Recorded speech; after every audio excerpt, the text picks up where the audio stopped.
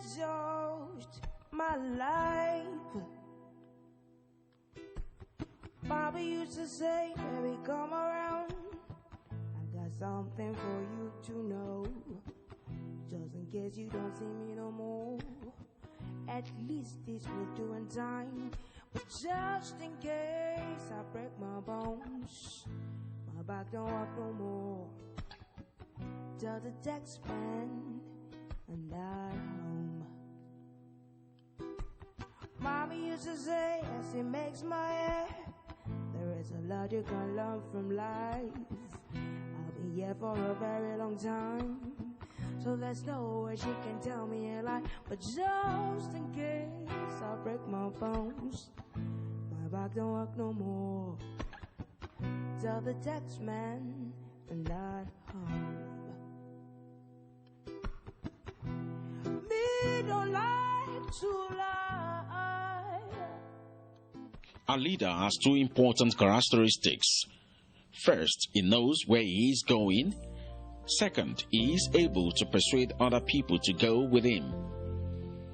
And so it is for Honorable Oladele Adekanye, also known as Lado, whose responsibility it's been to steer the ship of Lagos Mainland Local Government Administration in the last 1 year. Having traversed the local government administration in various capacities, first as personal assistant, special advisor, and secretary to the Lagos Mainland Local Government under the tutelage of the then chairman of Lagos Mainland Local Government, Honorable Bashiru Omolaja Bolaniwa, Lado knows where the shoe pinches. A clear definition of goals is the key to success. And when he was elected as the executive chairman of Lagos Mainland Local Government, he posited that no dream comes true until one wakes up and goes to work. I noticed during that period of apprenticeship, if I could use that language or that word, that we needed then to do something about the degeneration that are setting in the educational sector within the local government. There was too much decay. And I must also clear it here that especially with regards to Alhaji Bashiru Bolaniwa's administration, it wasn't as if that we did not take note of this. He did his own best, but because of some fundamental problems that we were confronted with then, one of which was the zero allocation that we had then, as well as the withholding of local government fund by the Obasanjo-led administration then. A lot of things could not be done. So since it was conceived then that we needed to do that, I thought that this time around, with the opportunity that I've gotten, I should do something, fundamental about the educational, decadence that are setting into the educational sector as far as Lagos Mainland local government is concerned. I dare say that it's not peculiar to Lagos Mainland local government. It's statewide, and in fact, as it concerns Nigeria. But let's start our home beat at this level. So that's one area that I'd always had in mind that I would do something positive about. And I thank God that I've gone a great deal in attempting to at least put things back to shape. Apart from that, Lagos Mainland local government is basically commercial in terms of the dominant trade. People doing trading, most of the time. So I thought I should also do something about our roads. You understand? I thought that there is a nexus, there is a big connection between, the state of our roads as well as the commercial activity that we are doing. It's only when you have good road that things can be transported easily, and it can also affect the cost of living with regards to any community. So I thought I should also do something about our road, and I thank God again that within the last 1 year in office, God has used us tremendously to put things back in shape as it concerns many of our major roads within the local government. Not only were we concerned about just resurfacing, we were also first and foremost concerned also about drainages, putting back the drainages in good shape, so that we do not just embark on road construction, leaving the drainages and then at the end of the day, the road being imperiled, in the process. Because once you allow water to be concentrating on the road, of course, whatever job you have done on the road will pale into insignificance vis-a-vis the degeneration that will set in quickly. So for me, I have combined every road that we have attempted to do. We made sure that we first concerned ourselves with the drainages, to a standard level, concrete, both sides, and covered. That has been our practice. If we move away from that, we are also concerned about ourselves, because I must let you know too, this one may appear intangible, but for me it is very important. When I was planning to run for the office, within myself, I came to the conclusion that it was necessary that we find a way of putting all centripetal forces together so that we can have peace in the local government, knowing fully well that this is the only thing that can make room for progress and development. It is only in an atmosphere of peace, as you well know, that you can begin to plan and you can begin to work on, some other developmental programs. So I took it upon myself when I came in to bring all forces together, all groups, either those existing groups within the local government.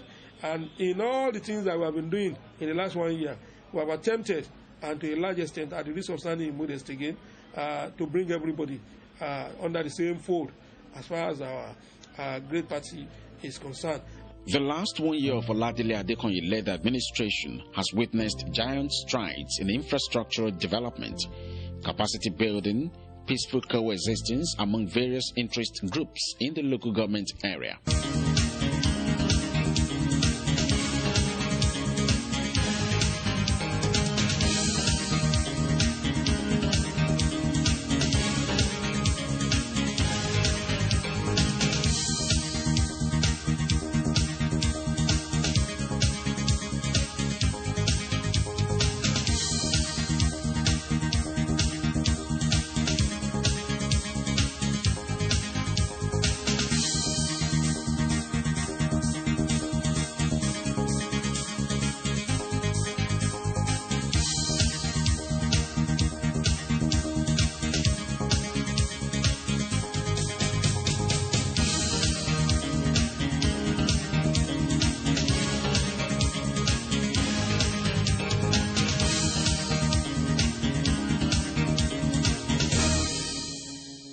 The impact of his administration is being felt in virtually all spheres of life within the local government area, from education to health, road construction to security, environment to socio-economic development.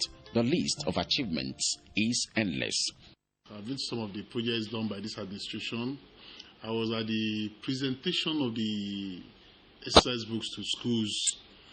I've been to some primary schools where we have boreholes installed by this present administration. So it's done a beautiful job.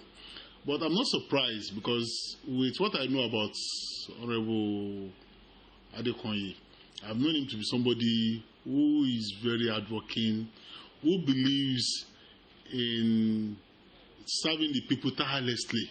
Since he was with Alhaji Bashiru as the chairman, he's done a beautiful job, and he's continuing, and he has not failed the people that give him the mandate to serve them. It doesn't come as a surprise to me. In view of the fact that knowledge is power, and the belief that a wise man is mightier than a strong man, and a man of knowledge is more powerful than a strong man, Honorable Oladele Adekanye places emphasis on the development of the education sector in the local government area. With 26 public primary schools in mainland local government, 9 schools have been fully rehabilitated in the last 1 year of his administration. Some of the schools rehabilitated include Otto Public Primary School, St. Paul's Catholic Primary School, Ebutemeta, and St. Peter's Catholic Primary School, also in Ebutemeta. Others are UNA Public Primary School in Odunfa and Ansarudin Primary School, also in Odunfa, where a dilapidated classroom was pulled down to give way to a 2-story building now under construction. He has impacted tremendously in our educational sector, and some of his achievements abound everywhere. They are feasible. They are things you can see. And let me quickly say this, before you came on board, there were no functional pipe-borne water in all our schools. But what do we see now? He made it a point of duty. He made it a priority to sink boreholes in all our schools. I want to say with emphasis, no school has been left out.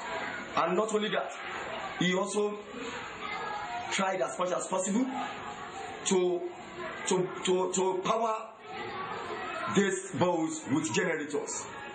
And I think that's a good thing from the local government.